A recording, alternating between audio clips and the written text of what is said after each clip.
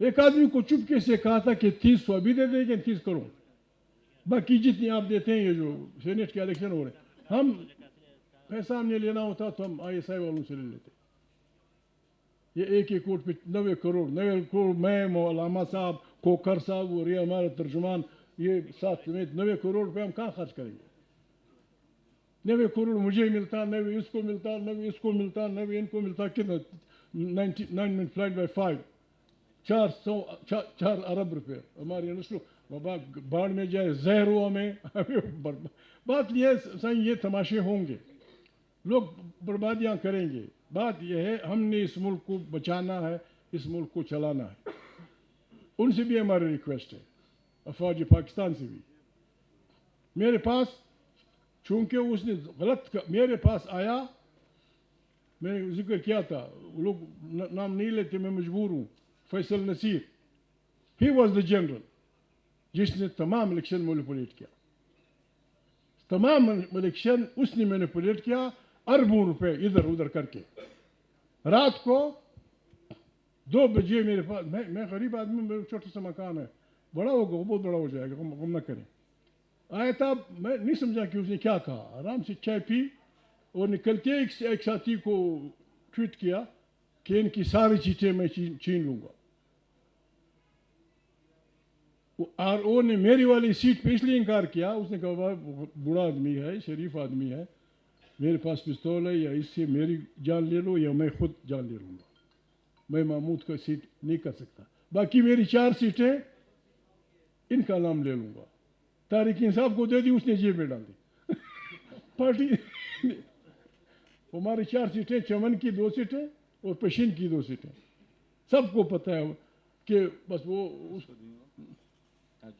میں آپ کے دوست کہتے ہیں کس کو دی، میں نے آپ کے دوست کو.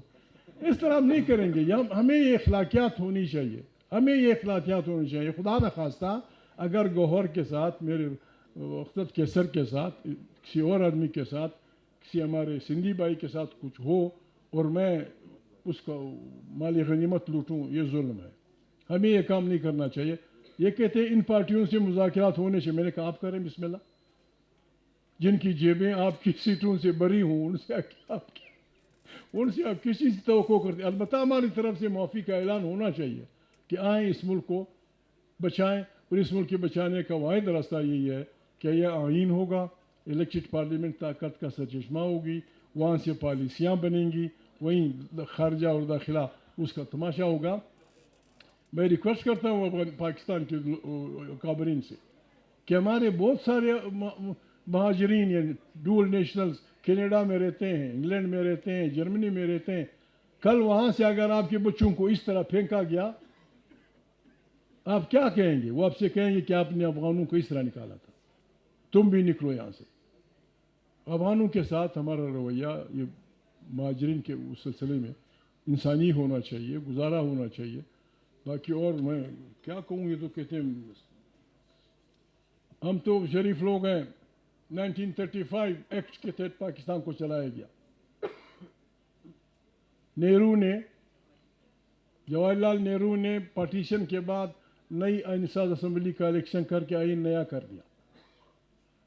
ہمارے ہاں 1935 ایکٹ کے تحت چلتا رہا. ہم نے کہا بس ٹھیک ہے، پاکستان ہے، چلا ہے، اعتراض نہیں کیا.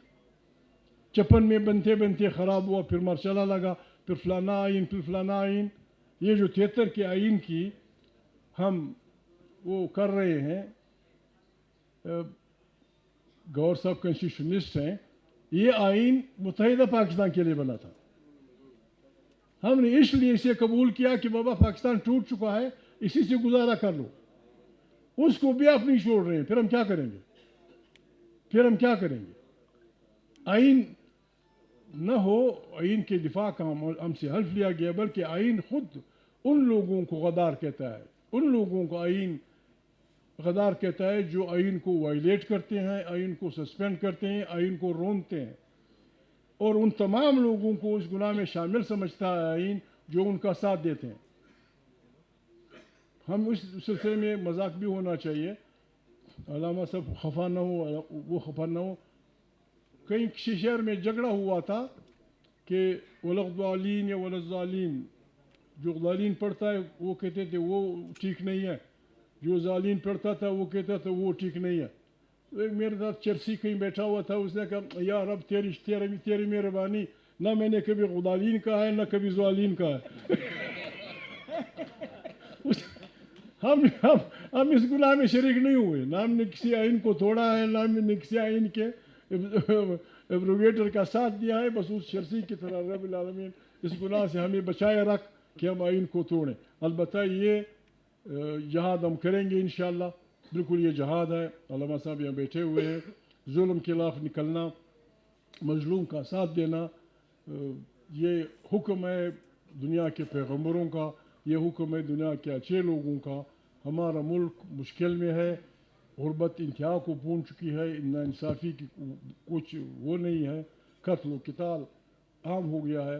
ان حالات میں تحریک انصاف کے لوگوں پہ خاص کر اور ہماری دوسری پارٹیوں پہ عموماً یہ ذمہ داری بنتی ہے کہ ہم نے ایک دوسرے کا ہاتھ پکڑ کے آگے بڑھنا ہے، شرافت سے اس کے دائرے میں رہتے ہوئے.